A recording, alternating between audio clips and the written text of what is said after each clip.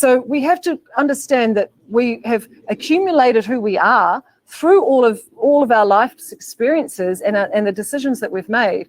So here we are, we've done years and years of therapy, we've done years and years of counseling, we've gone to every bloody course, we've trained as practitioners. Why is it, and I know this, being in my field, some of the top authors in the world, some of the most amazing people that you would look at on the outside, still don't have their freaking shit together, right?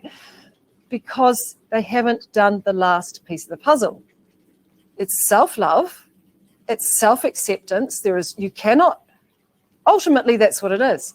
It is self-love and being in a loving relationship with life, and it is your spiritual connection to the divine. That is at the heart and soul of all of it. So when we are able to really develop the strength of that loving relationship with life and trust and faith and be okay, no matter what, all of that armor, all of that stuff, has it's lost its meaning. It has no power anymore because you have returned yourself to the ultimate level of safety, which is no matter what they say, what they do, whatever happens to me, they cannot remove love from my being. They cannot remove that which I know is the true depth of who I am on a soul level. They can abuse me, they can treat me, they can do whatever they want, but they cannot destroy that light within, which is the only truth in this world.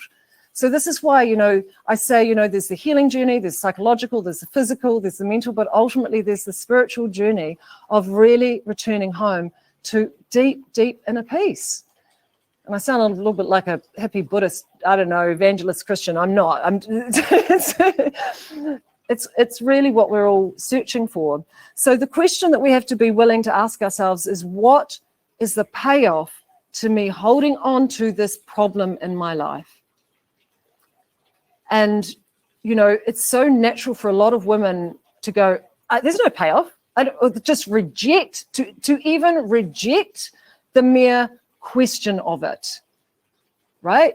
But I know when I've got really fucking real with myself, to really look, that is where I've done the best work, because I can go, oh, I've made up this bullshit story that's actually creating this reality. And why did I make up that story? And why am I running that still? And then, because often, we spiritual people are the worst for this. I say this a lot in the spiritual communities. I'm like, oh my God, here we go again. Read the signs. The universe is communicating through the signs. It is, but you better have your shit together in terms of interpreting those signs, or because if those signs are interpreted through the ego, you haven't got there, right? So often we'll go in to that self-inquiry, those deep places, and we'll say, and we'll be looking for the signs of the universe, or God, or whatever, whoever is your thing, and we give meaning to everything. We give meaning to everything. That is what our life is. That's why 8 billion people, 8 billion different realities, 8 billion different thoughts, consciousnesses, different individual programs. We give the meaning to everything. So sometimes we have to bring up those things that we gave meaning to out of survival from our past, out of things that happened to us, and we need to go far out. They're not working anymore.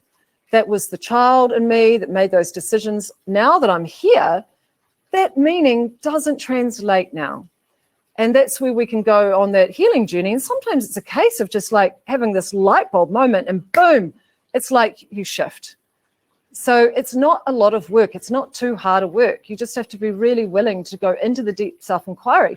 You've got all the tools. The question is, why aren't you integrating them into your physical being, doing the somatic work? And you know what? I know this one. I know this one well, and this is why I'm being hard on you, because for a long time, I've held on to some of my problems or my addictions or my issues because I didn't really want to give them up. I didn't want to give them up. I wanted an excuse. I wanted a reason to be not perfect. I wanted a reason for, and then I'd attached all the meaning to what would happen if I did shift this. So this is why you have the mindset book that I wrote for you. It's come from from the, not just working with women over the years, but it's come deeply from my own shit that I've had to deal with and be really honest with.